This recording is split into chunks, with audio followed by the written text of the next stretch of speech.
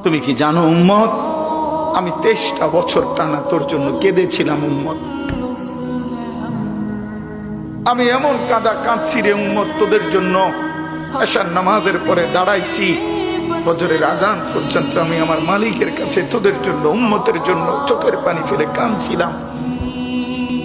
আমার এত চোখের পানি তোর দিল গলাইতে পারলো না।